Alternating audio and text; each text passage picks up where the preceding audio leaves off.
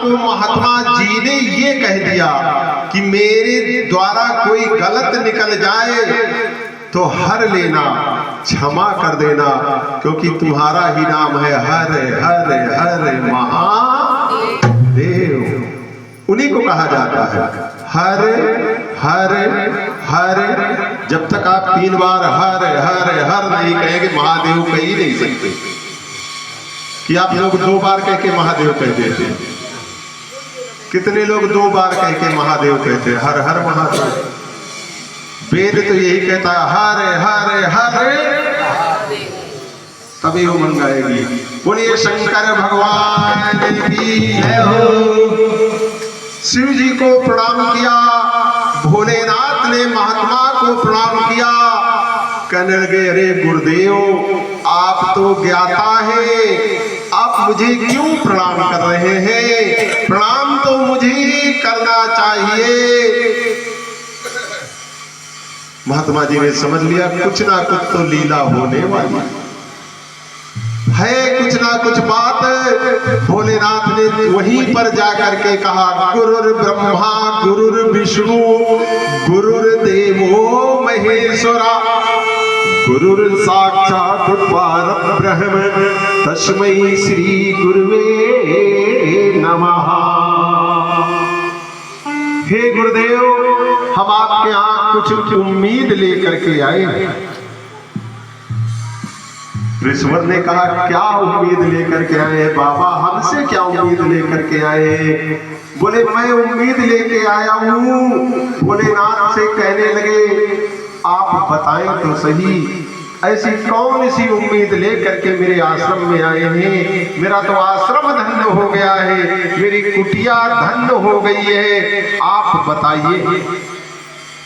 भोलेनाथ ने कहा आप आसन पे बैठे, मैं आपसे बताऊंगा।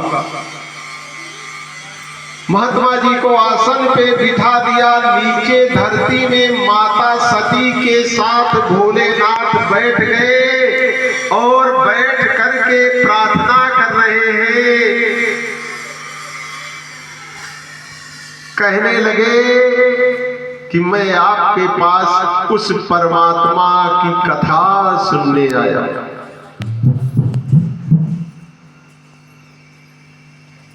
महात्मा जी ने कहा आप तो अंतर्यामी हैं, सब कुछ जानने वाले हैं, हमें क्यों फंसा रहे हैं? हम कौन सी कथा आपको सुनाएंगे?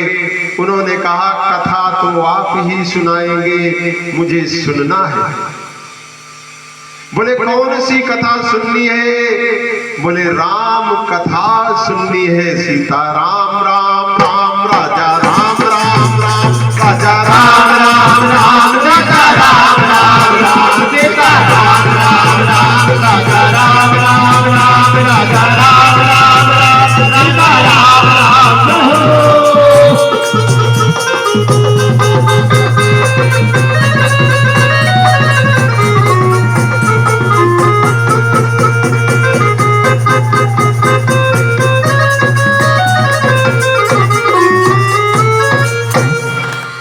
बोले मुझे यही कथा सुननी है, आप मुझे ये कथा सुनाइए। मुझे ये जानना है कि वो परमात्मा धरती पर आया कैसे, मुझे ये जानना है। महात्मा जी ने कहा कि जब जब हुआ यह धर्म कर हानि, जब धर्म की हानि होगी धरती पर तब परमात्मा आया था, आएगा और आता रहेगा। बोले जब जब हुआ या धर्म कर हानि, और बाढ़ असुर महाअभिमानी, तो तब तब धर प्रभु विविध शरीरा, ओ हरई सदा सज्जन भव पीरा। तब वो परमात्मा शरीर धारण करता है, कोई ना कोई रूप बनाता है। आप लोग गाते रहते कभी राम बन के कभी श्याम बन के चले आना प्रभु जी चले आना, कभी राम बन के कभी राम बन के चले आना प्रभु जी चले आना। कभी राम बन के कभी राम बन के चले आना प्रभु जी चले आना। ये भजन तो आप लोग गाते ही रहते हैं, है ना? हम याद दिलवा रहे हैं कि हो सकता है भूल गए हो, ठंडी पड़ रही ठंडी भूल जाते। मुझे इतना आनंद आ रहा है, देखिए परमात्मा कितना प्रसन्न है। आप लोग कथा सुन के गए, मेघ गरजने लगा, रात में बरस भी गया।